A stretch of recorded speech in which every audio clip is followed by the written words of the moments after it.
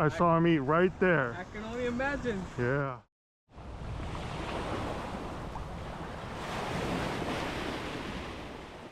Okay, rounding out our preseason Fluke content, this is part 2 of the hardbait flounder game, the Crankbait. Celebrating the start of Fluke season, we're going to run a 1-week sale on the website, cookingandfishing.com. So if you wanted a deep dive into every aspect of jerkbaits and crankbaits for Fluke, the virtual lesson is live and on sale, as well as the jigging virtual lesson from last year. And so is the new CNF Max Blade spinner attachment, the newest addition to the Blade family. It's roughly 40% larger than the OG silver blades and really put together for guys wanting a blade mod option on larger gulp like the 5 and 6 inch grubs. The Max Blade will obviously put out more flash and vibration and will also do well on the 6 inch jerk shad if you wanted a slower rate of fall or use a heavier jig head to punch through wind. In any case, 10% off everything for the preseason sale on cookingandfishing.com. Okay, back to crankbaits. Now, this is the same school of fish I found willing to eat crankbaits from last summer. You guys have probably seen those videos, but unlike jerkbaits or the gulp single jig combo, the crankbait bite for Fluke is more situational. You need them to be feeding rather aggressively, and also to be feeding up on shallower flats.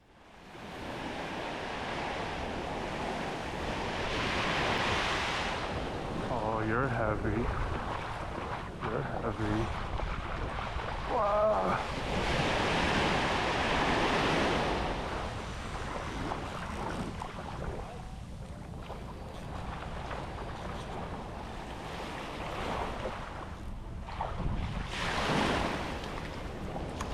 Just a hard fighter.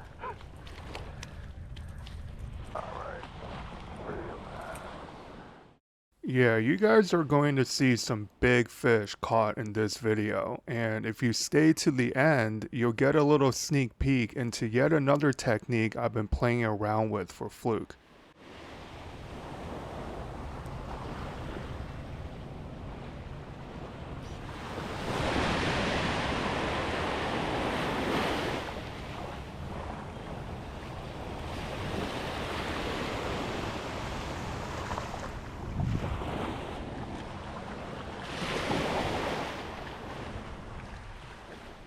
So here I'm experimenting with square bill crankbaits, but eventually I'll get back to the flat side cranks that caught my almost 8-pound shore mat from last year.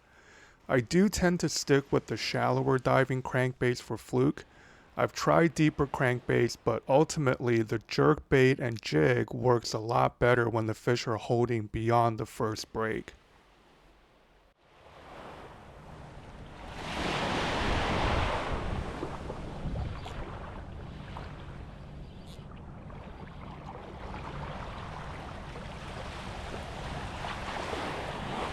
Hello.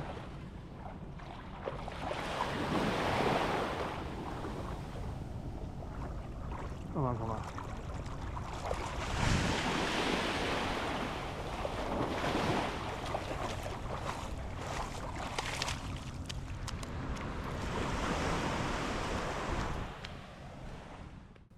Now, when it comes to these small hard baits and small treble or single hooks, you obviously can't horse them in like you could when using a jig, especially when you can see that they are precariously hooked like this fish was. In terms of gear, I'll list everything in the description below, but although you're seeing me use a dedicated glass crankbait rod in this video, you can totally get away with using your normal single jigging setup. Same medium light spinning rod, reel, braid, leader. That's part of the beauty of getting into jerkbaits and crankbaits for Fluke. There's no real commitment in terms of getting new rods and reels. As long as you have one of my recommended freshwater combos for the single jig, you can buy a couple of hard baits and start testing them out on the exact same gear. The only thing you need to keep in mind is your drag pressure. it has to be a lot lighter on average than you have it set for single jigging, just because of the diameter of the hook and the nature of treble and small single hooks. Now, speaking of hook selection, trebles versus singles, round bends versus EWGs, wire diameter, shank length, all these variables are covered in detail in the Hardbait virtual course. You guys might recall that I started off using all single hooks on my jerkbaits, and the reason for that is to try to do less damage to fish I am planning on releasing. But things have evolved over the years, and now I run trebles whenever I can.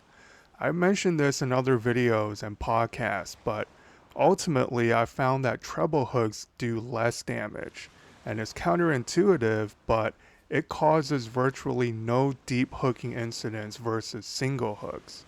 Occasionally it will cause more superficial damage, but even the biggest fluke have a hard time taking a small hard bait deep with two sets of treble hooks catching something on the way in. In any case, I'm going to let the rest of this trip play out. I think I ended up with a quadruple limit and several fish over 23 inches. Just an epic day of fishing, and it really was part of an epic 2-week period where I was able to find this school of fish and then stay on them. As I mentioned in previous videos, 2024 was a very strange fluke season. The fish were not spread out like they normally would be, or at least the keeper fluke were traveling in these isolated pods, and locating them was key to having a successful season versus reeling in countless dinks. Whether it was the south wind or the population starting to tank, hopefully 2025 will prove last year an anomaly. Okay, enjoy the action, and I'll check back in towards the end.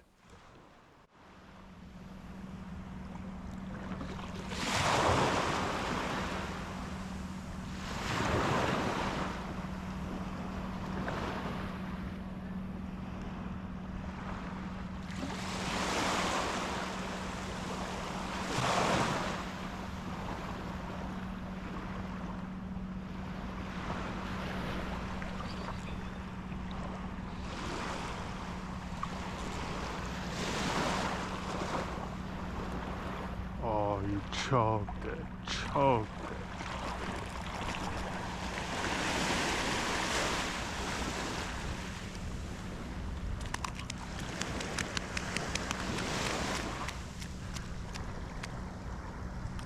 Oh my god, choke. Oh, no, no.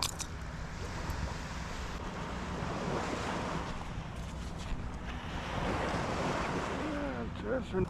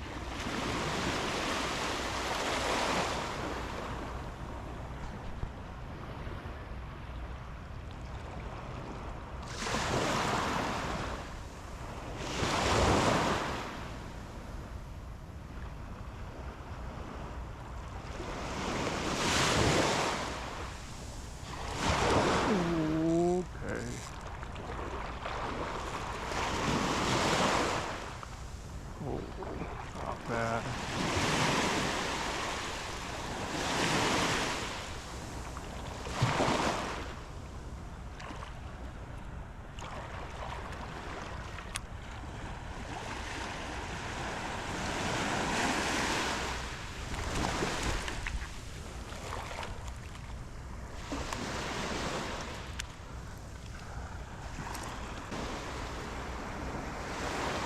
Ooh. just another 21. Oh, he's so thick.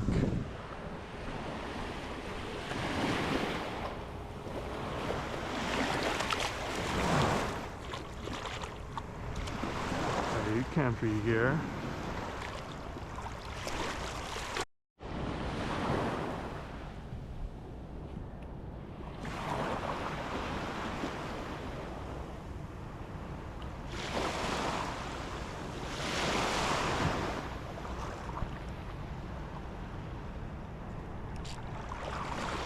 Oh, right on that. Oh, brother.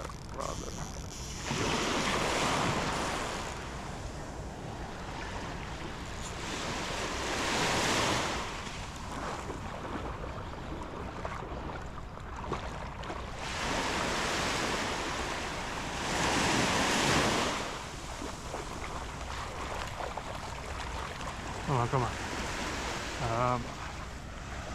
There we go.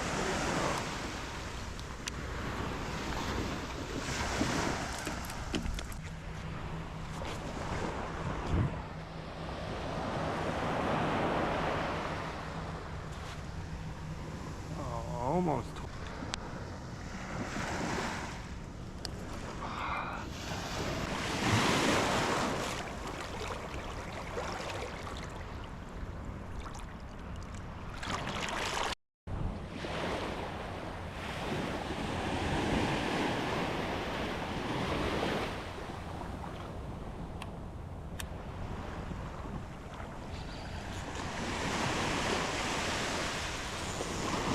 Oh, shit.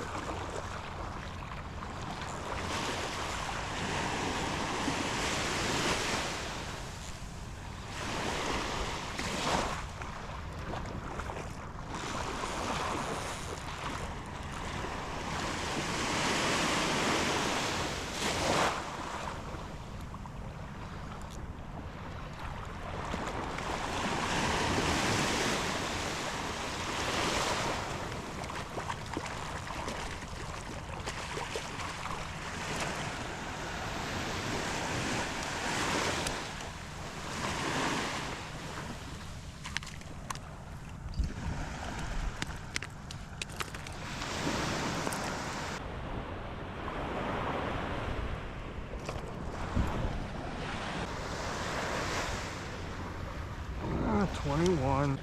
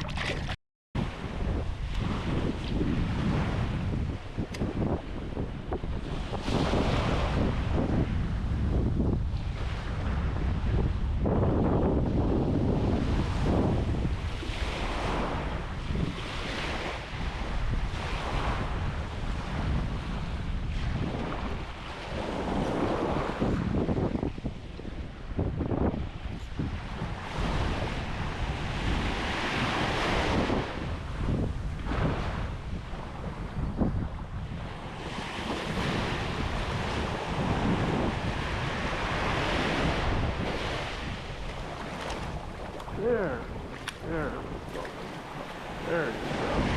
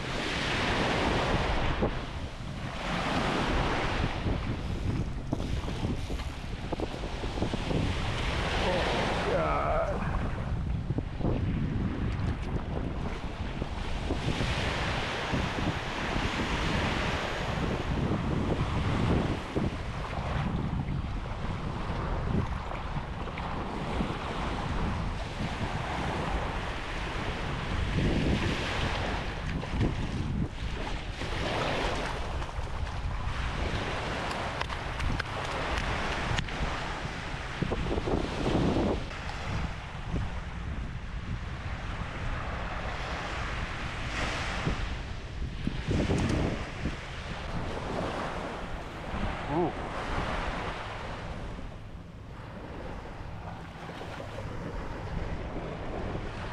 23. Oh, clean.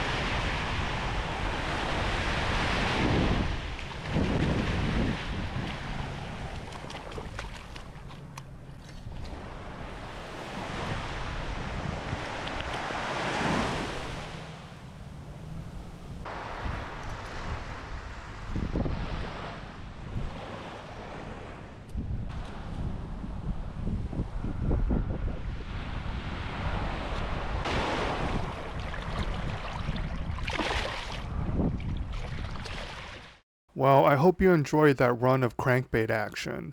Here you'll notice I'm using a different setup, and this is decidedly not a crankbait.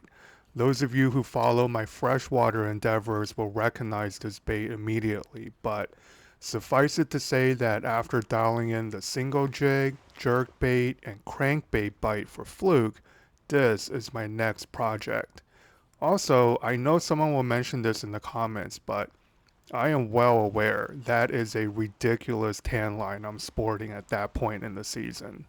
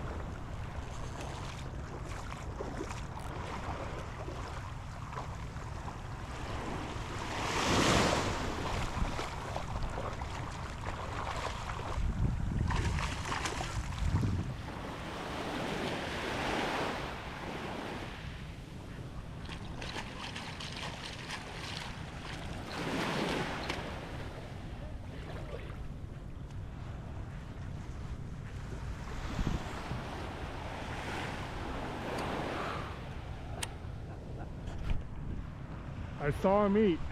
Yeah. I saw him eat right there. I can only imagine. Yeah. You can see that guy come up so big.